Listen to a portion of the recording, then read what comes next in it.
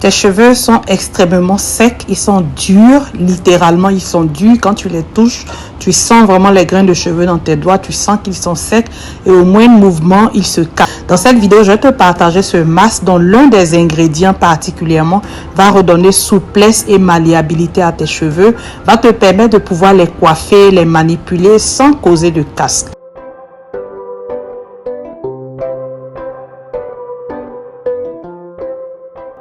Le premier ingrédient que nous allons utiliser pour la préparation de ce masque n'est rien d'autre que le riz.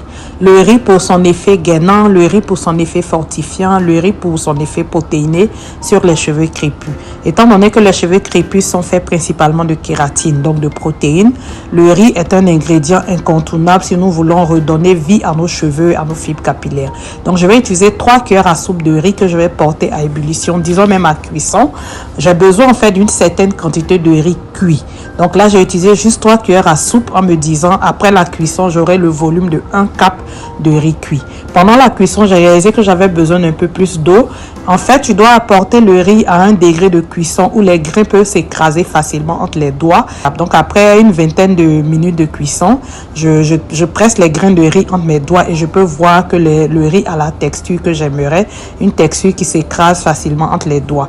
Donc après ce temps de cuisson, je vais filtrer mon riz et ensuite passer à mesurer la quantité dont j'ai besoin pour réaliser ce masque. Donc je vais filtrer le riz. J'ai vraiment besoin de mesurer ma quantité de riz. J'aurais pu mixer avec l'eau directement, mais pour pouvoir te donner les bonnes mesures afin d'avoir la quantité de masque que tu souhaites, j'ai préféré filtrer d'abord le riz.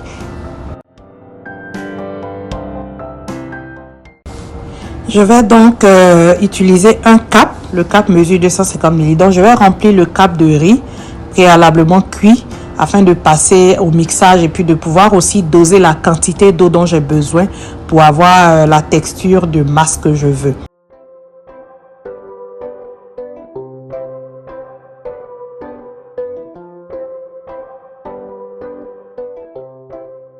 Et sur ce cap de riz cuit, je vais ajouter la même quantité d'eau, donc un cap d'eau.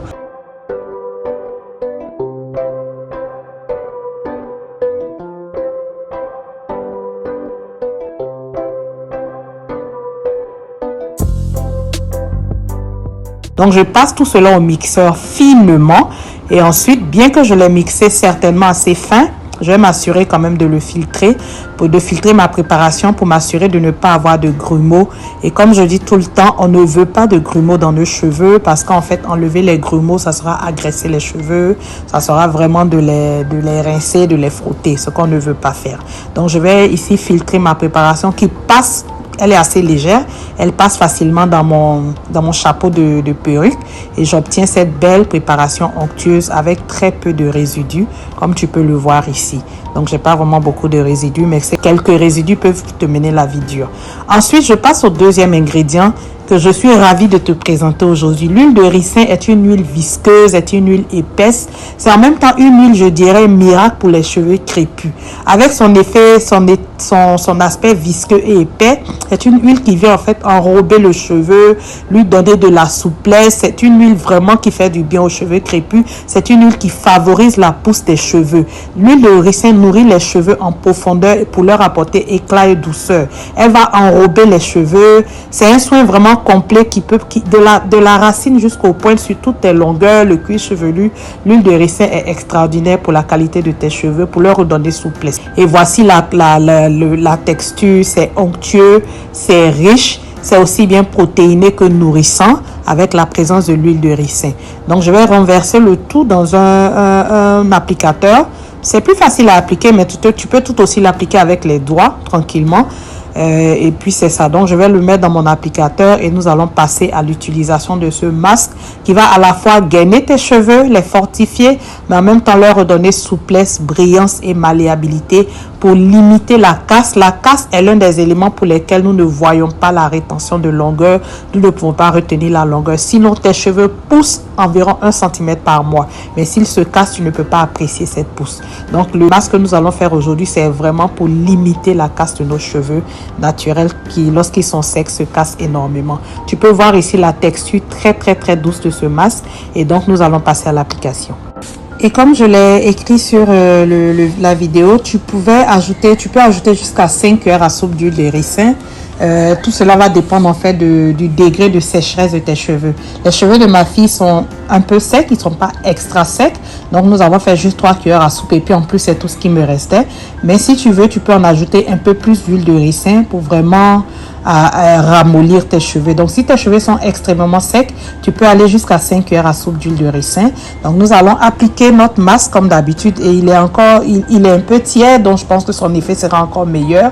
Nous allons l'appliquer vraiment portion par portion avec un très bon massage pour t'assurer que toutes les fibres capillaires, tous tes cheveux reçoivent le masque et par la suite, nous allons continuer nos soins habituels. Le masque là, je vais l'utiliser en fait en pré-poux. Tu peux l'utiliser en pré-poux, tu peux l'utiliser après ton shampoing.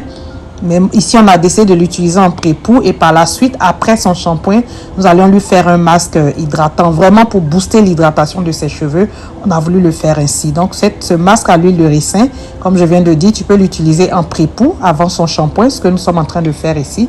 Mais tu peux l'utiliser aussi après ton shampoing, selon que tes cheveux sont extra secs, selon le besoin de tes cheveux. Donc, c'est ça. Je vais l'appliquer vraiment uniformément sur tous les cheveux, procéder à un massage assez précis pour s'assurer que tous les cheveux reçoivent le masque et ensuite on va lui mettre un sac en plastique. Tu peux aussi emballer tes cheveux dans une serviette chaude, une serviette que tu as passée dans de l'eau chaude, bien essorée.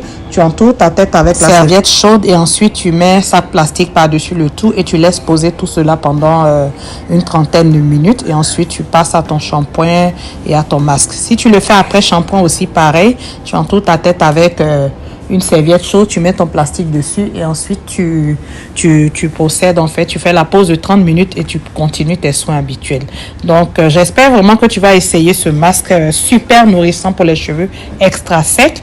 Si tu vis dans un pays hivernal, pendant l'hiver, ça c'est un masque que je te conseille vraiment.